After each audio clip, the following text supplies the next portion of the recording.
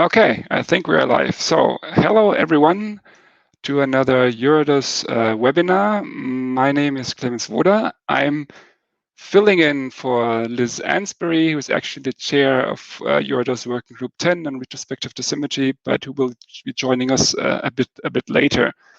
So, for any of you who do not know what Working Group 10 is about, you have here a slide showing you the main motivation and aims. This is actually the third webinar that Working Group 10 is now organizing in collaborations with other working groups or other organizations. And indeed, these collaborations on these activities and reports are very important to our aims. And so this is this webinar now, which is on this joint activity with ICRU on a new ICRU report. Yes, so that was a very brief welcome. I'm happy that you're able to join. Some technicalities about this presentation. You will hear about 45 minutes of presentations, and then we'll have 15 minutes left in the webinar to answer questions.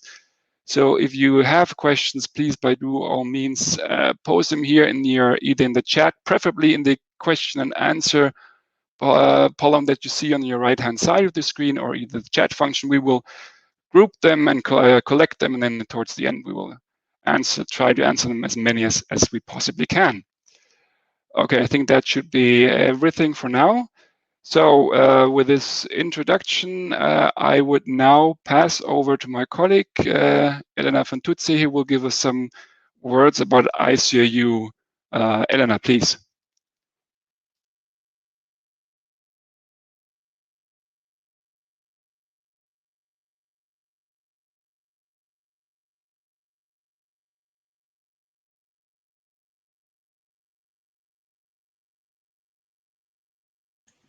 Elena, you're muted. Okay, can you hear me now? Yeah, so good afternoon, everybody. I will say a few words on behalf of ICRU Commission, which I've served from 2009 to 2020.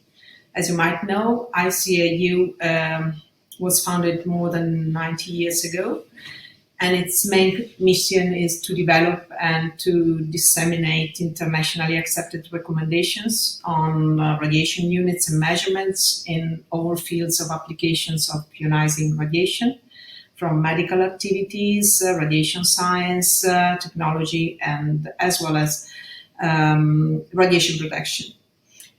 The main activity by ICRU is producing reports, and to do that, specific report writing committees are set up, and the report committees are formed by experts in specific topics and subjects, and they may be assisted by consultants. Consultants are not members of the report committee, but can contribute to the production of the report on specific specialized topic, which have to be covered within the report. And among the commission members, few are selected to act as sponsors, who are the liaison person between the main commission, ICRU, and the report committee. And among the sponsors, one is indicated as responsible sponsor. And actually, I've been the responsible sponsor for Report Committee 29, who actually produced the report we are speaking about today. As you know, it was the first ICRU-EURODOS joint report, as the production of the report comes from a proposal from EURODOS, actually from Working Group 10, and then ICRU Commission agreed on the production of such a report, and the report committee was set up in agreement between ICRU and EURODOS, who selected members and supported some of them respectively by the two organizations. And the members from EURODOS were from Working Group 10, on retrospective dosimetry. So you can see that 10 people there were 10 members in the report committee 29, and 3 sponsors from ICRU side and 2 sponsors from Eurodose. At that time, I was a council, Eurodose council member, so I've acted also as Eurodose sponsor. And the report committee 29 was assisted by 3 consultants on specific topics. And the report committee, I have to say, it was very efficient and successful. And actually, they managed to produce the report within the 3 years as expected. And the final report was submitted to the main commission, who then, following the normal revision procedure, was finally approved by ICRU Commission and then published. And it was eventually published in 2020. I hope you find the joint ICRU Eurodose report interesting, and you will hear more about its content from the following speakers. So I thank you for your attention, and I leave you to the description of the content of the ICRU 94 report.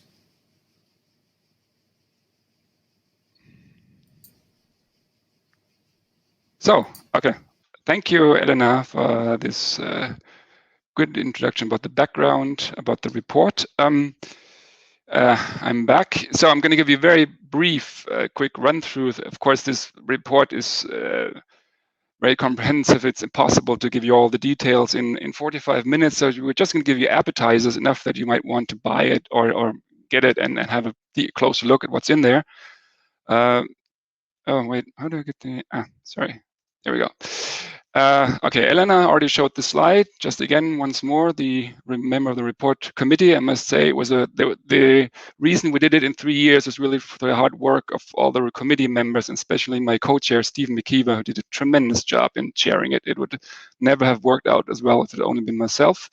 So thanks to everybody.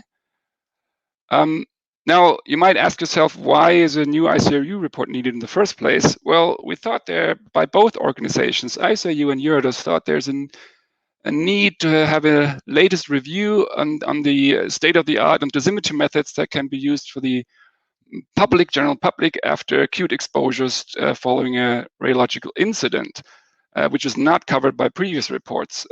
So the target audiences that we think that are the primarily scientists and technology developers, because you need a sound scientific background to be able to understand the report. But secondly, also the policy and decision makers. So we think that the scientists will actually digest the information into something that's useful for the decision makers to actually base a decision on, possibly. As I said, it's a detailed description of the status quo or the major dose assessment methods that are out there. The emphasis is on the dosimetry a short time after acute radiation exposure. So the focus here is on deterministic health effects and dosimetry to assist in the medical treatment, as opposed to previous reports that were more focused on stochastic effects. And that actually I'm always pushing the wrong buttons here, sorry. So that brings us nicely into the context of this report, because there has been a previous ICRU report 68, which you might be aware of, from 2002, that had the title actually Retrospective Assessment of Exposures to Ionizing Radiation. So similar but different, because the emphasis there was for the measurements a long time after the event.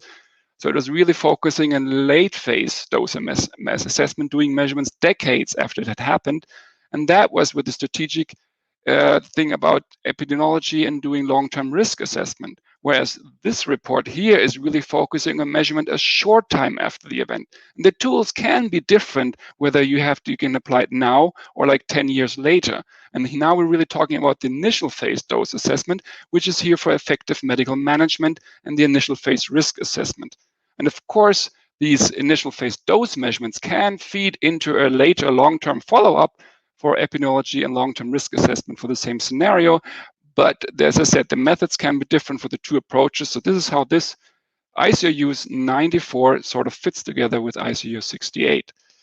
Now, again, you will notice that there is no distinction between external and internal exposure. In the title, we're only talking about dose. And this is because some of the methods, for instance, biological dosimetry, will be affected affected by both kinds of exposure. But since the focus of the report is on the initial phase of the incident acute exposure, we expect that the internal component is likely to be small, so not to be a major hazard.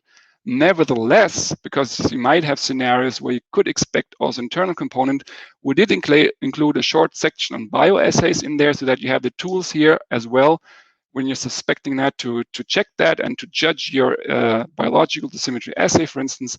And there's also a short section on area dose mapping. But the main emphasis on the report is on the biological dosimetry, which we'll hear us in the next presentation, physical retrospective dosimetry, which will follow that, neutron activations, and experience from accidents. So I'm not going to go through in detail through the entire table of contents. It's just to give you an idea. Of course, there's always a section on quantities for every ICRU report, but then the main sections are 3, 4, 5 is on these dosimetry methods, and here we try to structure them all in a similar way. So like here an example for DCA, or if you look at the next slide, example for EPR in bone tissues or luminescence dosimetry and smartphones, then we have the same structure for every material within each chapter, so that makes the comparison between the different materials easier. That was our intention. Now, there, and then again, chapter 6 is, as I said, we have one about bioassays, neutron activation, and chapter 7 on the external dose assessment and with field mapping. Now, in the 8th chapter, we kind of do a summary of all the dosimetry methods and the uncertainties, and we have put a nice table in there, which I cannot only show you a snapshot here, just a part of it, where we actually compiled all the different methods with their properties. So within one glance, you can really judge, evaluate them, and sort of kind of like a toolbox to see what are these methods capable of, and could they be useful for the kind of scenarios that I want to prepare for. That was our hope that this kind of report could accomplish. And finally, we have, as I said, the chapter 9 is applications for small-scale accidents actually happened, which we'll hear in a later presentation as well, and for large-scale accidents that fortunately have not happened so far, so many. So it's more about concepts of operation, networks like the European RENET network, and of course the conclusions and recommendations. So this is just as an appetizer, what's all in there. And in the following presentations, now we'll get some highlights of the methodological chapters. And yes, if there are no burning questions, which I see they're not, then I would now immediately hand over to Ruth Wilkins, who will take it on from here with the biodosimetry. Ruth, please. Thank you, Clemens, for that great introduction. That gives me a good background to start on my presentation, which will be focused on the biodosimetry portion of the ICRU report. So just to bring everybody up to speed, I'm not sure who the audience is here, but I'm assuming most people know what biodosimetry is, but just as a quick overview, it's a method for measuring the doses received from ionizing radiation using biological material from the exposed individual. And this can be used in many scenarios for the case of an accident, if you have a dosimeter that's missing or compromised or the reading is in dispute. It can be used for space travel or in the case of a terrorist or accidental terrorist event. So as Clemens just clearly stated, that the focus of this report was to look at the initial phase for individual assessments and for acute exposures. So we started by defining the characteristics of the biodosimeters that would be applicable for this scenario. And these were the criteria that we looked at: whether the biodosimeter was stable and had a long enough lasting signal to be useful, what was the dose range of each biodosimeter, how long did it take from the time to sample to the first result, how easy was it to use and how invasive was it? So how easy is it to actually do the procedure and how easy to acquire the samples? How invasive was it? What was the throughput of the sample acquisition and analysis for large populations? Were there any confounding factors that might affect the results? We looked at the accuracy, so the sensitivity and the specificity of each assay. And then there was a list of other characteristics that we considered, such as whether the assay could look at detect partial body exposures, what kind of dose rates it was useful for, was it good for internal contamination, neutron exposures, different radiation qualities. So we considered all of these characteristics when choosing the biodosimeters to include in this report. So this is a list of the biodosimeters that we included. So there's a few established assays, ones that we considered already being used for biodosimetry. And then we also included a few emerging assays just to have a look into what might be coming down the pipeline in the future. So to start with, I'm just going to run through these assays quite quickly because there's quite a list of them. The Dicentric assay, which is currently the gold standard. So this assay looks at unstable damage in the blood cells of individuals, and typically dicentrics and centric rings are scored per cell. And this is known to be quite sensitive and specific to ionizing radiation. If you do a calibration curve, you get for low LET radiation, you would see a linear quadratic dose response up to about 5 gray. With a sensitivity for what I call triage, so quick high throughput biodosimetry of about 0.5 gray. This scoring can be automated, so there's a lot of effort going on to use metaphase finders and automatic dicentric identifiers, which have shown to be quite useful for high throughput measurements. It takes about 52 hours in triage mode to get from the time the sample is acquired until the dose estimate. You can also add FISH probes, so telomere and centromere FISH probes can be added to these assays, which improves the ability to detect the damage, but also adds a little bit more complexity to the assay and more cost. So whether it's used for high throughput biodosimetry, that would be the choice of the laboratory.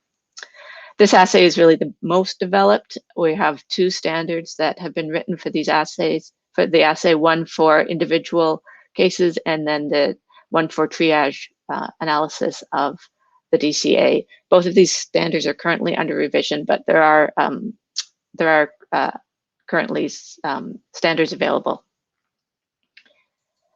Moving on to the cytokinesis block micronucleus assay, which is another assay that measures chromosome damage, but in a different format. It's a little bit less specific and sensitive to ionizing radiation because you accumulate this damage, you get an age response, and you can also get micronuclei formed from other stressors than just ionizing radiation. Again, you will have a linear quadratic dose response between about 0.2 and 4 gray. There are some advantages over the dicentric chromosome assay in that it's quick to score, it's quite sensitive, and it's much easier to score. So it doesn't require the same level of expertise to do the scoring for CBMN. It is also very much applicable for automation through microscopy and also through flow cytometry. Imaging flow cytometry specifically works well. It takes a little bit longer to get a dose estimate than the dicentric assay, as the culture time is a little bit longer. Again, FISH probes can be added to see if the micronuclei contain centromeres or not, and it's been shown that those radiation-induced micronuclei tend not to have centromeres in. So if you just count the centromere negative micronuclei, you can get a bit more sensitivity in your assay. Again, this adds complexity and cost to the assay though. And there is also a standard available for this assay. Moving on to translocation analysis using fluorescence and Situ hybridization. So this assay we put into the report, although we recognize that it's really not good for emergency response because it's quite expensive and a little bit more complex to do the scoring. But it measures stable aberrations. So we want to include it because it is a well-accepted assay, and it can be used long after the exposure. And can also be used for chronic low levels exposures. It's not as radiation specific. You get more variation in the background levels. And again, like CBMN, there's an age response. It can have a lower limit of detection than the dicentric assay, but only if a pre-exposure sample is acquired, which is not usual in an emergency situation. However, it can be used for cases such as astronaut dosimetry, where you can get a sample before the astronaut goes into space. Again, it has a linear quadratic dose response curve, but a lower upper limit of detection that's supposed to be 2 gray, not 0.2 gray, I apologize. So this takes a little bit longer to get a dose estimate because the hybridization method is takes a couple days. So it adds time to getting the dose. As I said, it's higher cost, so less useful for an emergency. Automation is not as well developed for this method, but is under development, and there is an ISO standard that exists that has just recently been published for translocation analysis. And then if we're talking about higher doses, for the previous methods I mentioned, the upper dose limit was about 5 gray. So if the suspected exposure is higher than 5 gray, then premature chromosome condensation is the assay of choice to use for these exposures.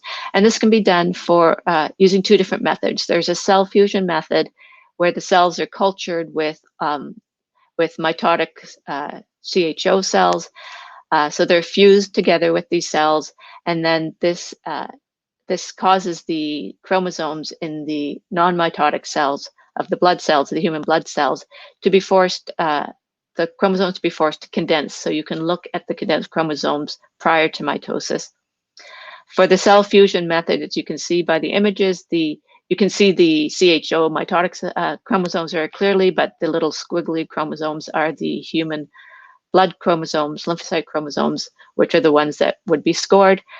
So since the chromosomes are not well formed, typically only the number of fragments are counted, and then excess fragments are scored as a function of dose. And this is useful up to about 20 gray. It's very quick. These chromosomes condense very quickly in culture, so you can get dose estimates within a few hours.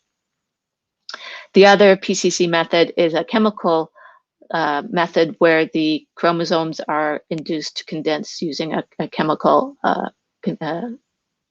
agent. And you can see these chromosomes are a little bit better formed than with the cell fusion, but still would not be able to score dicentrics in these cells, but the rings are quite evident. So at the higher doses, using only rings as a marker of damage is adequate. So you can do a dose response based just on the number of rings, and you can measure doses up above 20 gray. This assay takes a little bit longer. It's more on the time range of the Dicentric assay. Once again, fish probes can be added, again, adding complexity and cost, but improving the detection of the damage. And automation for this assay is under development.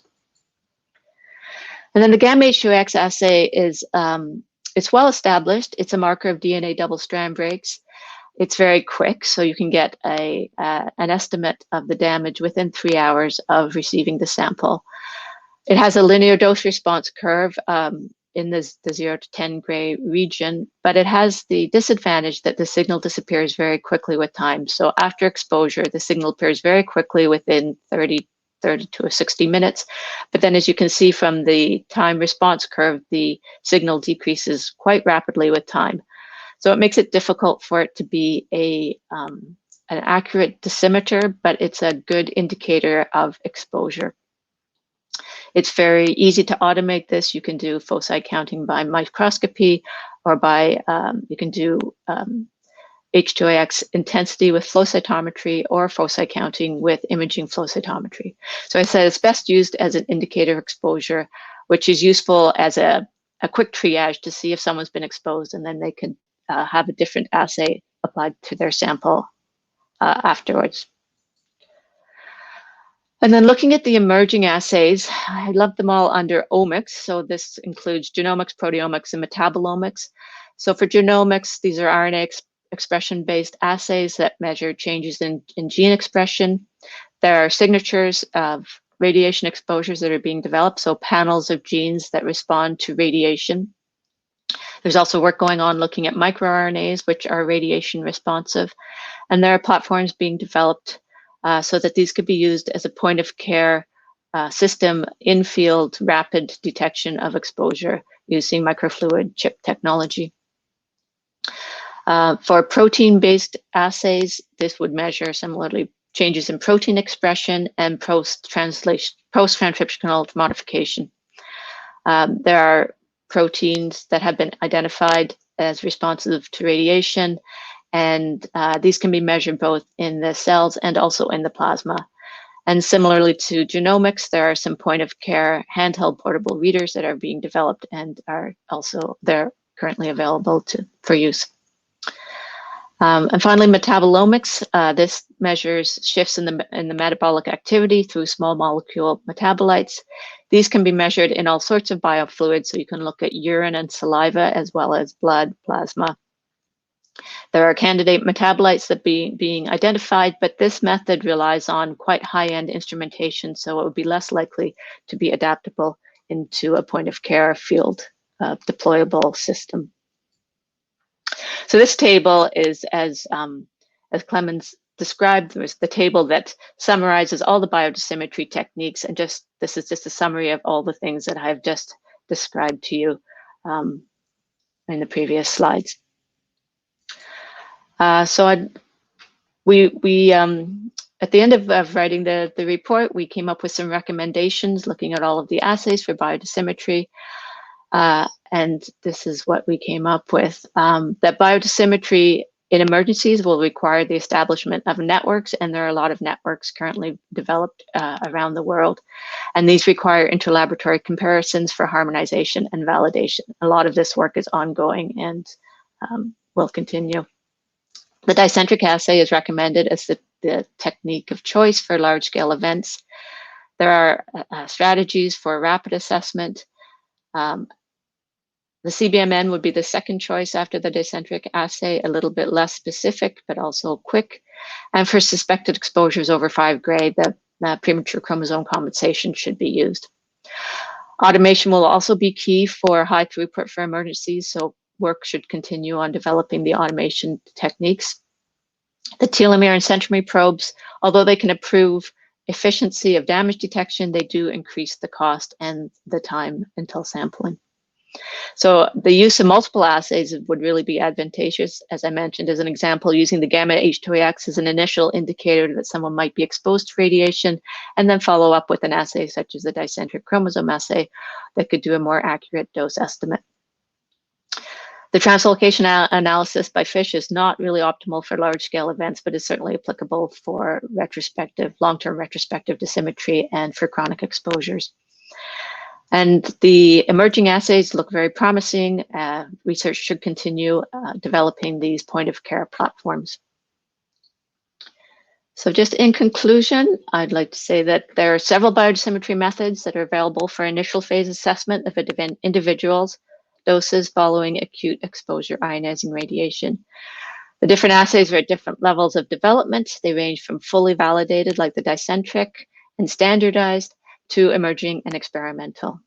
Each assay has its advantages and disadvantages and may be applicable in different scenarios. And by combining multiple assays, we hope to be able to paint a clear picture of the exposure levels over broad timelines post-exposure.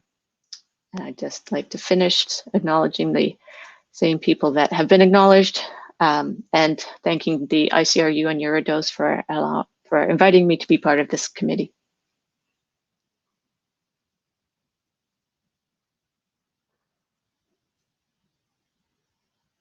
Okay, thanks, Ruth. I think, yep, so we'll move on. Thank you very much. Finally, I know how to pronounce the C in CBMN. The English language keeps surprising me. Anyway, so now with this perfect presentation on biological dosimetry, we'll move on to physical retrospective dosimetry, where I will be covering the first part about luminescence dosimetry. And then we'll quickly move on. This is going to be very short to EPR and actually management of small-scale accidents, which we might the most interesting, which is also covered in the report. Now, I think with this audience, I suspect that I don't really have to say anything about the fundamentals or basics of luminescence dosimetry, since individual monitoring, clinical dosimetry, it's such a well-known phenomenon, as you can see here, from that it works with any insulating material, ceramics, minerals.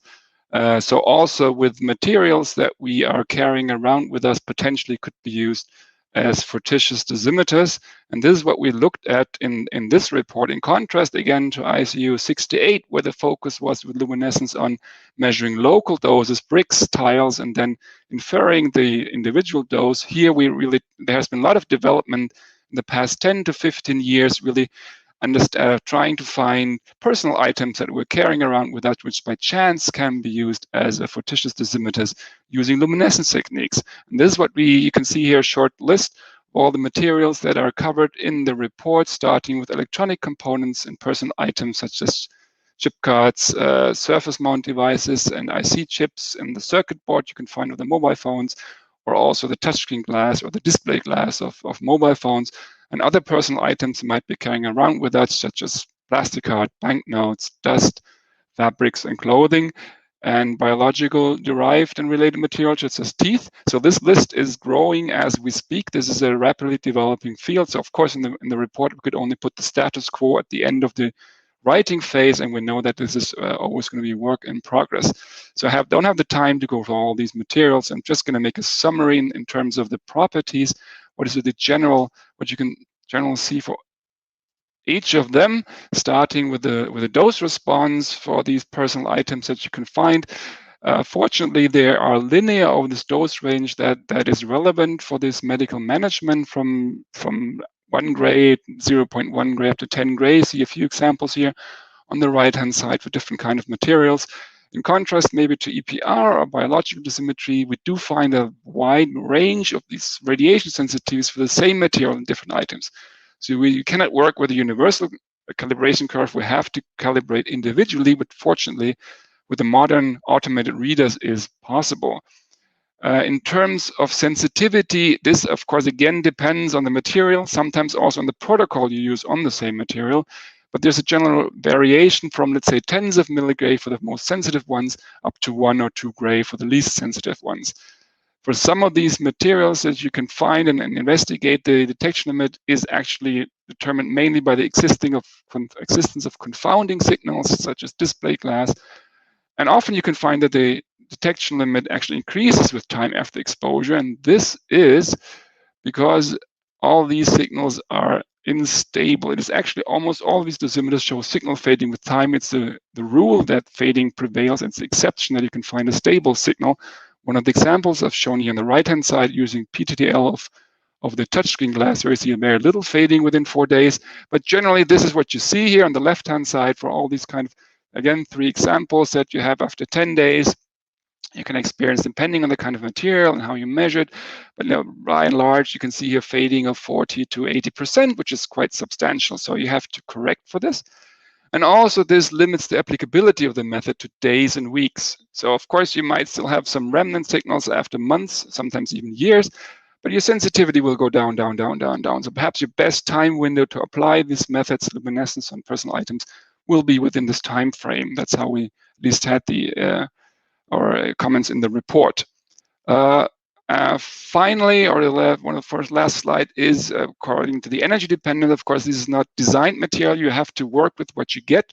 So all these materials you can use as for tissue stimulants are non-tissue equivalent.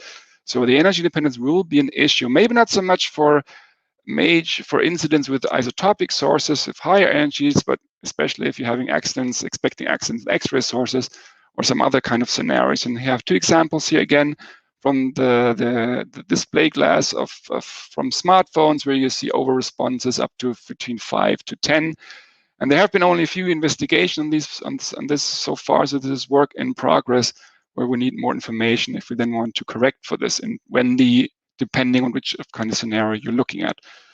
So this was I apologize, but I only had 5 minutes, very quick run through. Please, for all the details, see the report. Everything is in there in a much more extensive way than I can bring it here.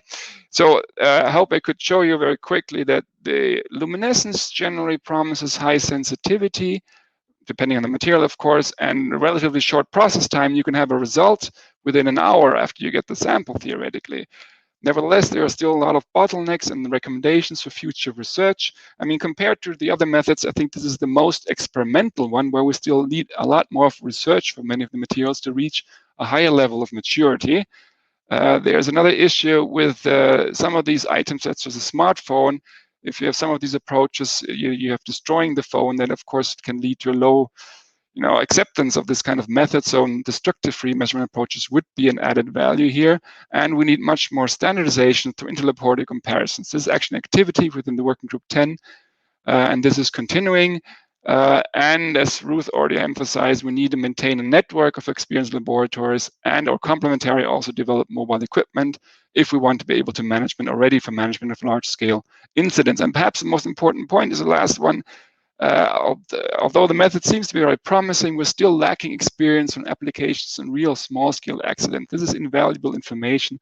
In the future, if this also will be actually applied, this could give us much more a better view on these methods and on their pros and cons.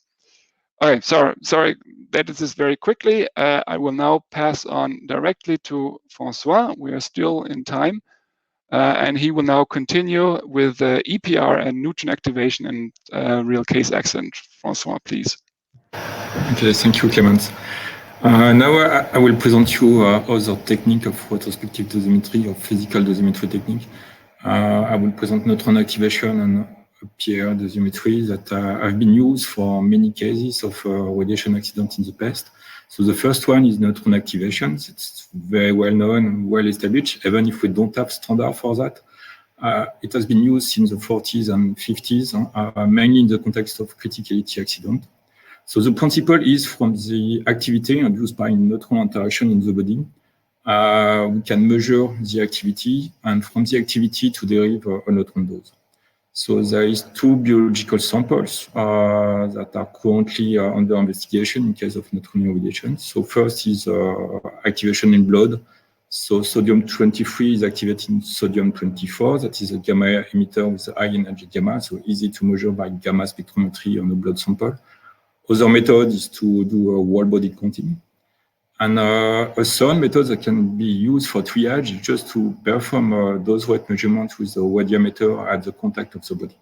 So it's a fast method. It's used mostly for triage, but it's very dependent on neutron spectrum because this reaction is mostly for thermal neutron, whereas the dose are from fast neutrons.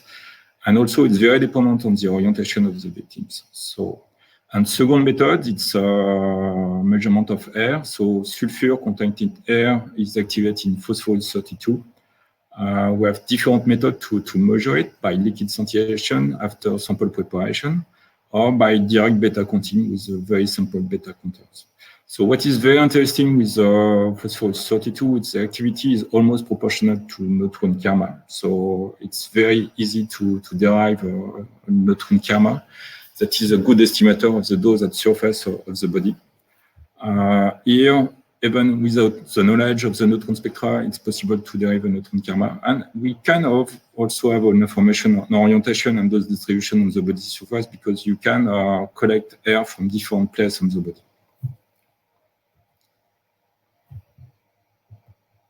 So second method, it's EPR dosimetry. So this is not as known as thermoluminescence, for example. So I will briefly introduce the principle. So EPR, it's electron paramagnetic resonance. So it's a magnetic resonance technique that can quantify radicals and defects in materials. Irradiation induces stable free radical in defects. And EPR can specifically quantify radio-induced radicals and defects. And since the quantity of radicals and defects are formed in proportion of absorbed dose, then we can perform dosimetry. So you can see a picture of EPR spectrometer. So measurements are done in small tubes that are placed in a resonant cavity. So optimal mass for EPR, it's a few hundred milligrams of materials.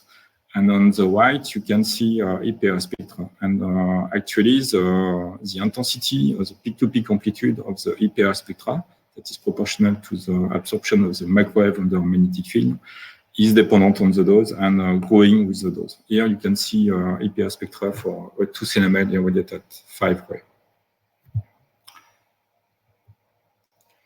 So what is very interesting in this method, it's a very versatile method, but it's also a non-destructive method. So you can measure as many times as you want the samples in different period of time. And this allows to get a good accuracy on the measurements and to estimate accurately uncertainties. It works on many materials, so it's very versatile tool. So you can measure bones, 2-centimeter, nails, polymer, glass, sugar, cottons. It was largely used in accident dosimetry since the 60s. There is many applications that was reported. And this technique is very pertinent in case of localized irradiation, like your hand irradiate, or you have a source in the pocket, or in radiotherapy, where you have very locally high dose. And this is complementary to, for example, cytogenetics that will provide a whole body estimation tool. So by comparing whole body dose from Dicentric assay, for example, with IPR, you can have an estimation of the dose heterogeneity in the body. Or it could be used together with Monte Carlo simulation. If you don't know the duration of the irradiation, then by comparing two methods, you can calculate the time and then calculate the absorbed dose distribution with Monte Carlo simulation. And lastly, it's very important because it provides a dose, the absorbed dose in the materials. This is very important for bone, especially with low energy irradiation, like with X-ray, because in that case, dose in bone tissue is much more important than in soft tissue. It can be up to a factor of 10. And then it's very important to get the dose in bones because we can have also some effect in the bone, like a necrosis, for example.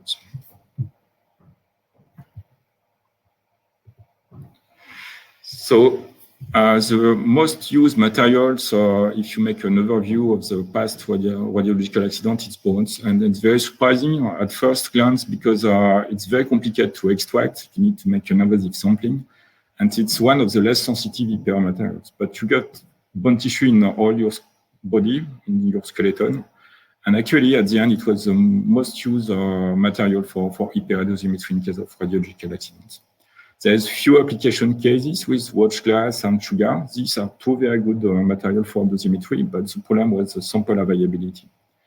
And we have a few recent applications with the fingernails for hands irradiation, but fingernails are very complex materials and the techniques are not fully established for the moment, but the few applications we had were very pertinent and useful for the medical team. And last, tooth enamel is very well known for low dose and conical exposure. For this, you need to extract a whole tooth. But this is not possible for an acute irradiation. You cannot extract a whole tooth.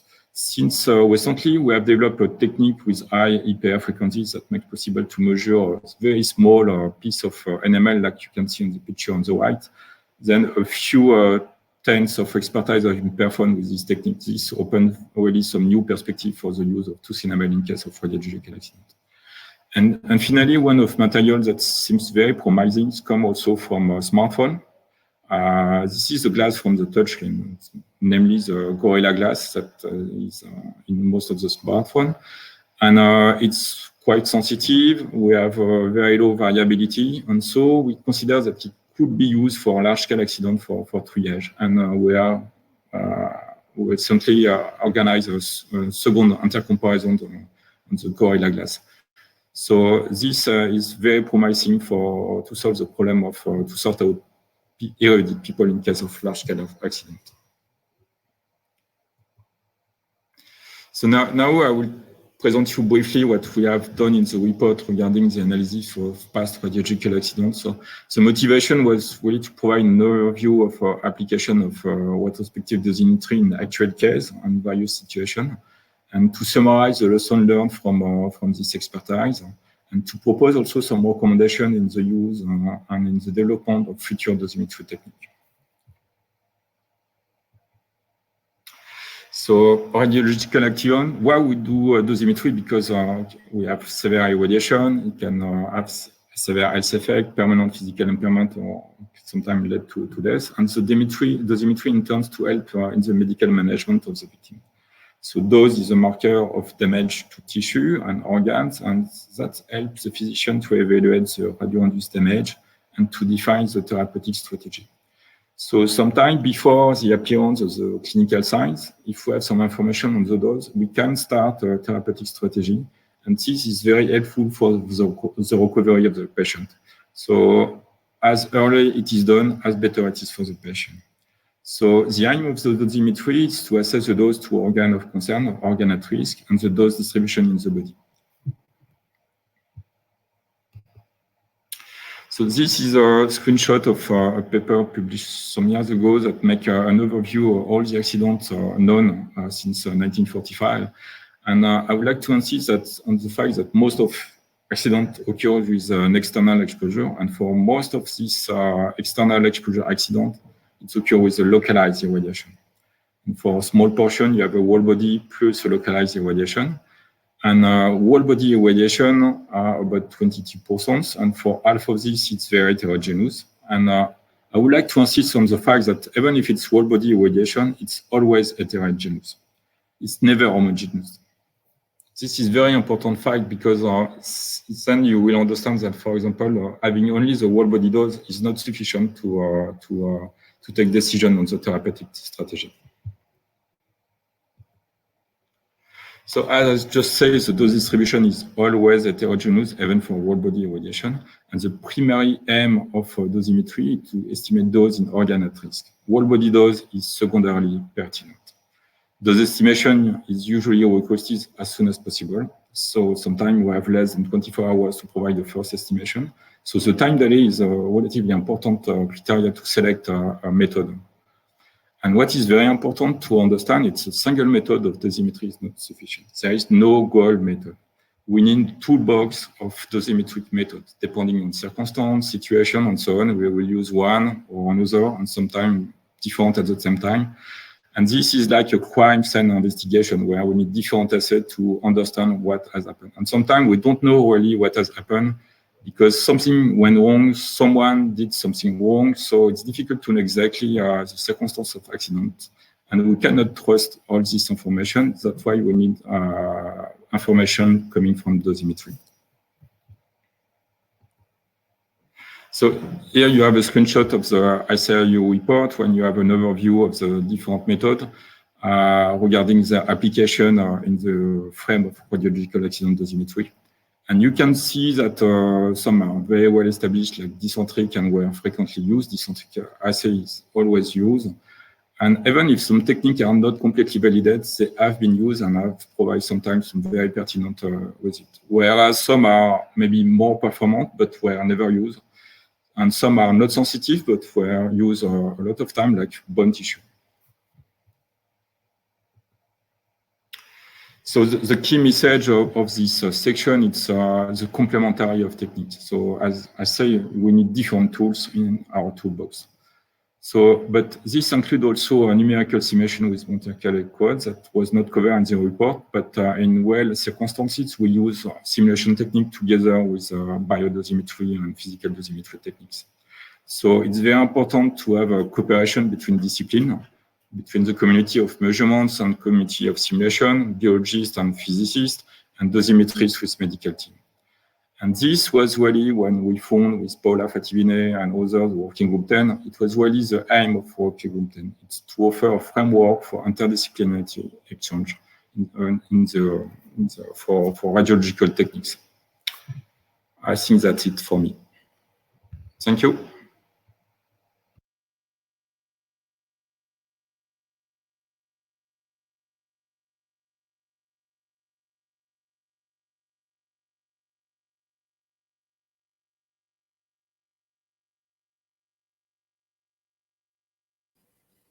So, hello, do you see and hear me? And are the other presenters available as well? So if you could all turn your cameras back on. Hello, everybody. I'm very sorry again that I was late. I'm Liz Ainsbury. I'm the current chairperson of Working Group 10, Eurodos Working Group 10 on retrospective dosimetry. Thank you again to Clemens for jumping in and giving the introduction, and thank you very much to all the speakers. I caught most of the presentations, albeit not right at the start. It's a very, very interesting session, I'm sure you'll agree. So we have time for just a few questions now, and we do have some quite interesting ones. Some of them have been already answered in the Q&A, but actually I think are worth revisiting. So there are a couple of questions which I think are worth sort of discussing with the audience, in particular around biodosimetry. So I'm trying to click on the right bit, around biodosimetry techniques. So somebody asked what's the most suitable technique for biodosimetry, and then linked to that, if PCC is so good, Ruth, why is PCC actually not the method of choice? So I know you've already answered them, but just the audience, if you could give some on that. Thank you. So as I mentioned in the talk, we recommend the Dicentric assay as the method of choice. PCC is great for higher doses. Its accuracy at low doses is probably not as good as a Dicentric assay. And for the PCC method that only takes 2 hours, it requires the fusion with the CHO cells that you need to have previously prepared and have CHO mitotic cells in your freezer. So the method is a little bit more technically difficult. So it's just not as widely used. DCA is, the most widely used assay around the world. Over 90% of biodosimetry labs have it up and running. So it's very well validated and standardized. And PCC is just newer, still being developed and still being accepted. So for now, Dicentric assay is the go-to assay. And actually linked to that, I was going to ask all the presenters this, but while we're on the topic, how do you think this is going to look in 10 or even 20 years' time, actually? Because, at the moment we've got a very well standardized, very well validated system for biodosimetry and for physical retrospective dosimetry, I think, as well. But we are a very active field. So perhaps Ruth first, where are we going from here? Yeah, I think the emerging assays, we need to keep our eyes on those because they're developing very quickly, and they have that advantage of just being able to take a quick sample in the field and do a very fast analysis. So when you're talking about casualty management, you can take a sample, get an answer within minutes before that casualty disappears. And with all the cytogenetic assays that need to go back to the laboratory, then you need to find that person 2 or 3 days later when you have their dose estimate to be able to identify and link the dose to the person. So I think these in-field assays, the proteomics, and I think the proteomics is probably the one that's going to be the best scenario in the future. That's kind of the one I have my money on right now.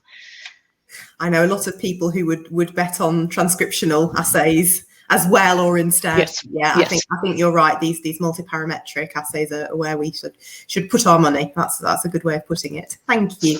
And Clemens, actually the same question to you. I'm sorry, Francois has unfortunately had to leave. Yeah. So he's left you as the physical dosimetry representative. I think I sort of said we have reasonable standardization for some of the physical retrospective dosimetry techniques, but not as long a history. Certainly, I think that's fair to say as the biodosimetry. So where are we going from here? Well, you can't answer too much for EPR since Francois left. But you can see that we're looking at many promising materials, and I see that in the chat, people asking questions of new materials are being answered by other people in the community. This is great. The questions being answered by themselves. But it's with this, who knows what technology is around in 10 to 12 years. I mean, people told me 2 years ago that in 10 years, we're going to have no more phones. It's all be integrated in some newer device. And would you have thought looking 20 years back that what kind of devices you were carrying around with you that might be used as a fortuitous dosimeter? So this is a very difficult question to answer because it really depends on the technological development. I'm surprised up to now that, for instance, looking at these resistor substrate, that it's such a standardized materials that the properties haven't changed in over the 15 years since we discovered them. I'm still looking at them today, but that's not the same for other kind of materials. So they come and go. We keep looking. We're hoping that some stick in there so that we might apply them in the long term. But I think Francois will agree with me on that. You have to constantly look what the current status quo is, and if your protocols that you developed like 10 years ago are still applicable, if the materials are still there, if the properties haven't changed in between. Because the electronic industry doesn't care about dosimetry when they're doing it for their own purposes. And there have always been these great concepts now around that you integrate a dosimeter somewhere and it would all be solved within one second.